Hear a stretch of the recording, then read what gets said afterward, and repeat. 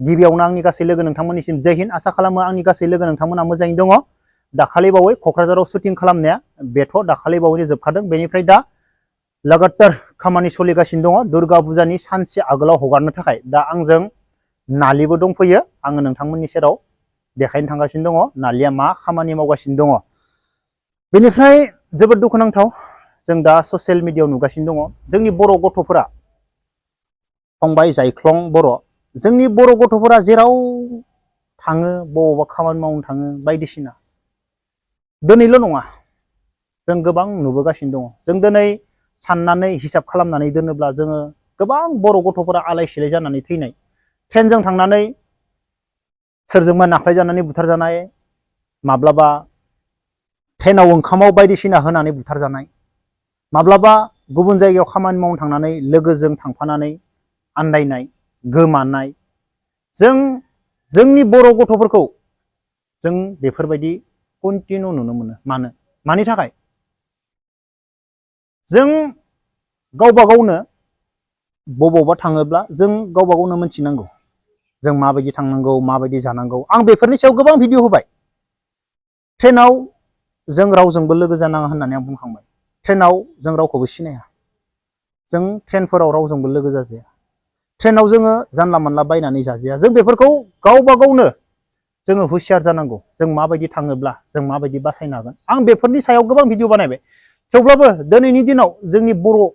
सेंग्राफोरा गुबुन जायगायाव खामानि मावनो थांनानै मालाबा सोरजोंबा बुथारजायो मालाबा मा खामानि मावना लायो मिथिया सोरखौबा गोदोनायाव दोनदाल होनानै आलायना दोननाय जों बेफोरबायदि फेसबुकआव ससियेल मिडियायाव नुयो आरो लेटेस्ट दासोबाव जायख्लं बर' फंबाय बबाव मा जालांखो मिथिया जों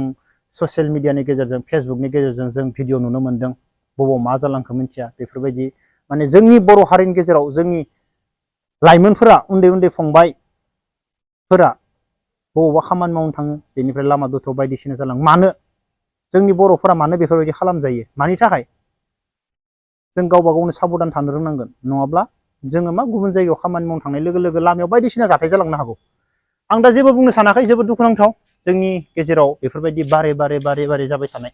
मोजां मोना नुनानै खोनानानैबो मोजां मोना दुखु मोनो फंबाय अफिसनिफ्राय फैबाय नामा आं अफिसनिफ्राय नङा बिजनेसनिफ्रायसो ड्राग्स साप्लाय खालामहैदोंमोन सफैबाय बेवहाय ड्राग्स दङ ड्राग्स दं लानानै फैदों बेखौ लाना फैनाय दे जेबो नङा दे मोजाङै मोजां सोलिदोंबा बिजनेसा सोलिदों बिराद मुलाम्फा जागासिनो एकदमबारे ओरै माबानिफ्राय क'क्राझारनिफ्राय नैबे कारिगावसिम ड्राग्स होबानो 5 लाख मोनो आं हायरखा ओरै धुबुरिजों ओरै माबा दाखालि सेंनालानिफ्राय बिलासपारासिम हैबाय 10 लाख आरो पार्सेन्टेज जादों नैबे 50,000 पार्सेन्टेज जादों आंनिफ्राय आङो मानसि खोथा हरनाय नाङाबो जानांगोन ना बेथ' नंगौ नंनाया दा होमबाबो आं नोंनो पार्सेन्टखौ होखायोना गेदेर पुलिस अफिसारफ्रानो आंनि आखायावसो दङ दे होमबा नोंसोर थाथ'लायदो आं दुगैहैगोन बारावनो दे ओइ मैया बार्थडेआव खै लाखनि खरस खालामनाय मैया बार्थडेआव गासै टटेल माबा जादों खरसा 700 थांदों बारा खै हाजार मोनफिननाय मोनफिना थाइसेबो गैया ओरैनो जों बे बिरसायाबो जेबो होआसै गैया आंसो जोब बावग्रायना आं बिजों मा होबावनो ना एवबाय जिंखा एवबाय बेदर सेक होबाय नोंसो आंसो ना सारनो लांनायाबो नोंसोदां अब्ला बार्थडे फालिनो ना 700 जादों थिगानो दे